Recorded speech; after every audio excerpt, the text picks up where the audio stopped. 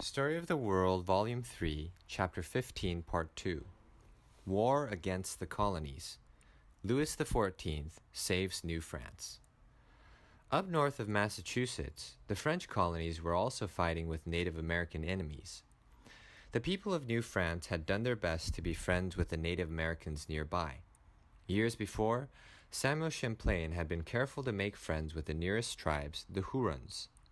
He gave them presents, slept, and ate in their villages, and helped them fight against their enemies. But the Hurons suffered from this friendship. The French gave the Hurons presents, but they also passed along a terrible new disease called smallpox. The Hurons had never been near smallpox before, so their bodies couldn't recognize the germs and fight them off. They began to grow ill. Rashes spread across their faces. They had trouble breathing and swallowing. Over half of the Huron tribe died from smallpox. Another Native American tribe that lived nearby, the Iroquois, saw that the Hurons had become weak from illness. The Iroquois had always been more warlike than the Hurons. So Iroquois armies invaded Huron land, burned Huron camps and longhouses, and killed hundreds of Huron men and women. The Huron tribe disintegrated, and the triumphant Iroquois claimed their land. Then the Iroquois set out to destroy New France, because the French had been friends and allies of the Hurons. Small parties of Iroquois warriors raided farms in Quebec, burning houses and killing settlers. Other war bands laid siege to Montreal, the largest settlement in New France. The settlers fought back, but the fierce and determined Iroquois were experts at forest fighting. They appeared and disappeared with bewildering speed, leaving death and destruction behind them. The attacks went on and on. More and more French settlers left the dangerous lands of New France and went home. The colony shrank until it had almost disappeared. But then the King of France, Louis XIV, stepped in to rescue New France. Louis XIV, the Sun King, had spent years fighting wars to expand his French empire. He didn't intend to lose his colonies in the New World, so he sent soldiers from the French army over to fight the Iroquois. He promised these soldiers that he would give them land in the New World if they would save New France. The French soldiers sailed to New France and marched off their ship ready to fight. They had muskets and cannons. They had already fought bloody wars on the battlefields of Europe, and they were sure they could defeat the savages of North America. They were wrong. The battlefields of Europe hadn't prepared them to fight in thick woods and tangled brush. Even with their bullets and cannonballs, the French soldiers weren't able to defeat the Iroquois nation. But they did manage to protect the settlements of New France from attack. Finally, the Iroquois agreed to observe an uneasy peace. They retreated back to their own land, and the French soldiers settled down on their new land, ready to begin new lives. Now they were faced with a different problem. Louis XIV had sent hundreds of soldiers, all men, to New France. These soldiers wanted to start families and raise lots of little French Canadians. But there were 6 men for every woman in New France. Once more, Louis XIV came to the rescue. He announced that he would pay young French women large amounts of money if they would go and live in the colonies. Many young women accepted the king's offer and sailed across the Atlantic to New France, where they were greeted with joy by French soldiers looking for wives.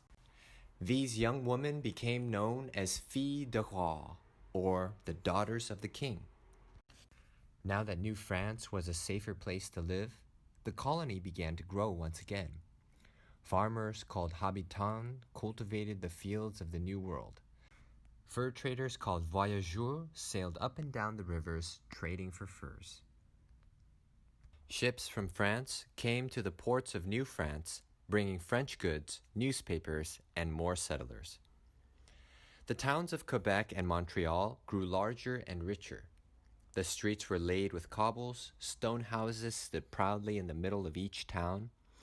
Silversmiths, wig makers, and tailors worked hard on their crafts. The gentlemen and ladies of New France, like the courtiers of Louis XIV over in France, decked themselves with silk, lace, powdered wigs, and jewelry.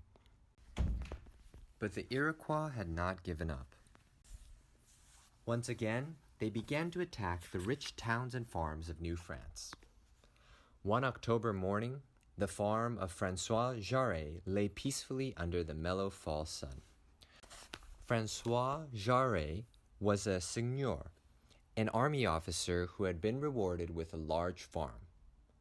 Jarret's farm was called Verchères. Many farmers lived on the lands of Verchères, cultivating Jarret's fields for him. On this particular morning, Francois Jarret and his wife were both away from the fort, tending to business in the nearby town. Their 14-year-old daughter, Marie Madeleine, was walking through the fields. She could just see the fort in the distance.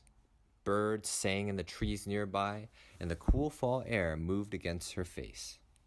Suddenly, Marie Madeleine heard gunshots in the distance. Then she heard a terrifying sound, the voices of farmers screaming, "Save yourselves! The Iroquois are attacking!" She turned and saw a band of 50 Iroquois warriors charging toward her. She ran toward the fort as fast as she could. Later, Madeleine wrote down the events of that day. This is a simpler version of her story. The Iroquois who were chasing me found that I was too far ahead for them to capture, so they started to shoot at me. Bullets whizzed by me. As soon as I came close enough for the guards inside the fort to hear me, I started shouting, "Get your weapons! Please, come and save me!" But no one appeared at the walls. Just as I reached the gate, the fastest warrior caught me by the handkerchief around my neck. I yanked it off, leaving it in his hand, slipped through the gate, and pushed it closed. I looked around me. There are a few gaps in the walls of the fort. I started shouting at the others inside the fort. "Put posts across the gaps! Repair the walls!" I grabbed one of the posts myself and put it into place. When the others saw me carrying a post, they began to fix the walls themselves. So I went to find the guards. I found one hiding. Another was inside the room where the ammunition and powder was kept. He was holding a lighted fuse. "What are you doing?" I shouted. He answered, "It's hopeless. We should blow ourselves up so that the Iroquois can't capture us." "Miserable man!" I screamed. "Give me that." He gave me the fuse. I could see that no one else would lead us, so I took off my bonnet, put on a hat, and grabbed a gun. I found my two little brothers, who were 12 and 10. "Come on," I said. "Let's fight to the death for our country." We loaded the cannons and shot them from the walls. The Iroquois were frightened by this and fell back a little. Inside the fort, women were crying. I ordered them to be shut up in an inside room so that our enemies would not know that we were frightened. The sun was setting. The sky was filling with clouds. Snow and ice had begun to fall.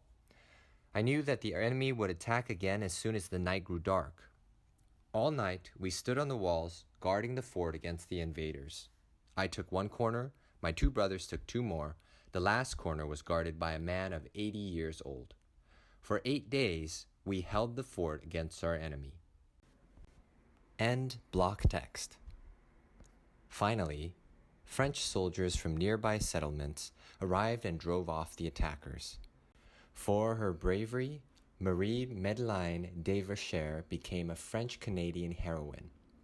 Her statue still stands in Quebec today.